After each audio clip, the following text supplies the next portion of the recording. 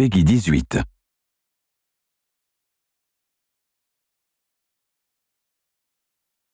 So we start this presentation today from this panoramic spot in Solis that gives you a pretty good idea of the extent of the world. Let's just jump down the cliff. Needless to say, both parachute and wingsuit are back. We know how much you did love those in the previous games, so we did the extra effort to perfect them even more. We improved the interaction model, and we've polished the animation and the way that Rico relates to his parachute and the wingsuit. The result is an experience that feels extremely natural and organic. We just landed on an airstrip. Something is missing, I guess a plane. So why don't we drop one? Here it is. Coming in style.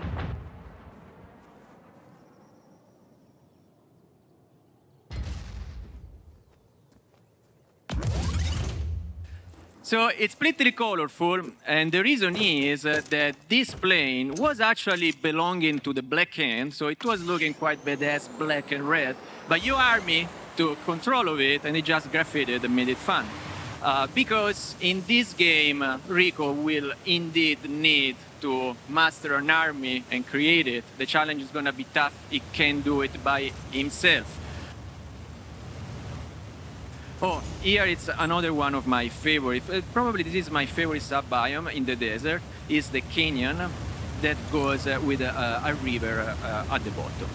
Now, the world is big, and it's big not just for the sake of being big. It's big because Rico moves fast. He moves fast if he's in a vehicle, he moves fast if he's in his wingsuit, and he basically teleports himself every time that he fires his grappling hook. So we literally need ground to cover.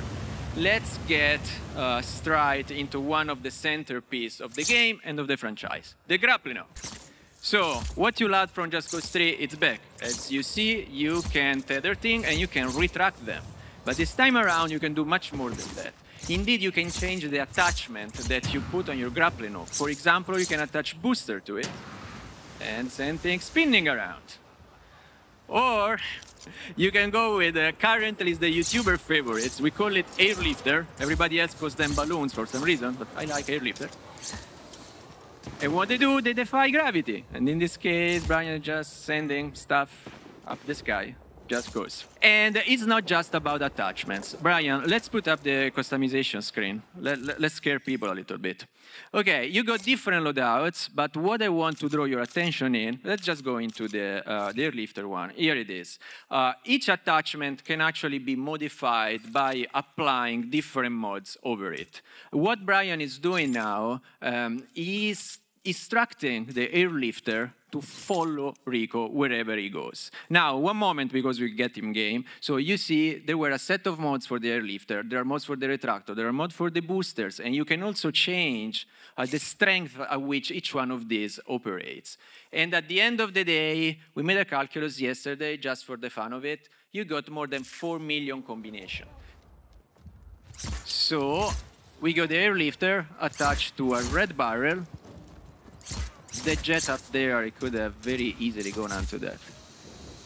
And now the airlifter is following Rico wherever he goes. So Bryan has just built a cloud of red barrels. What do you do with a cloud of red barrels? You rain explosions, right?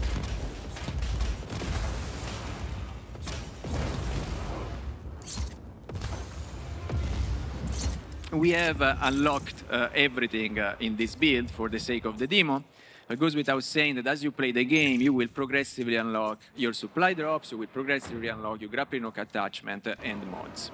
As you've seen, a novelty of 4 versus 3 is that you can precisely decide where your supply drop has to fall along with the orientation. This is, again, something that we do for players so that they can have a bigger control on their setups. So here Bryan needs to change the way that both the airlifter and the booster works.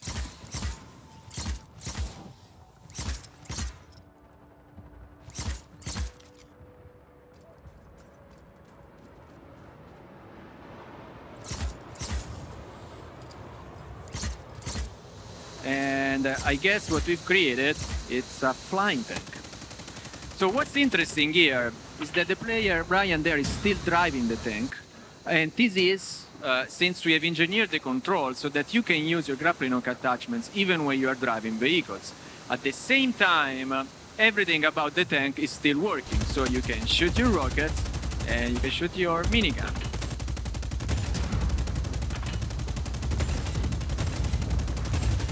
Now, I will watch this thing for hours, but I don't think we have hours here, Bryan, so that we can cut it short and maybe change scenario. Phew, bye, tank.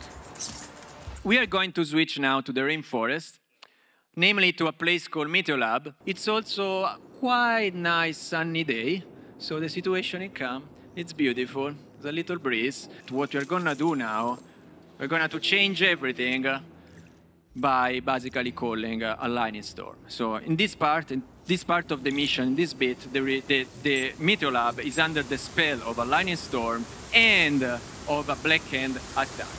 And what we are asking the player to do, we are asking the player to rise 3 lightning rods so that they will attract lightning and make the area secure for Rico and his army. The point is that here everything happens, it's procedurally generated, so we don't really have control when a lightning strike, like now. Great, Bryan. I said they need to feel challenging. Oh, but maybe in this situation, we may have it right.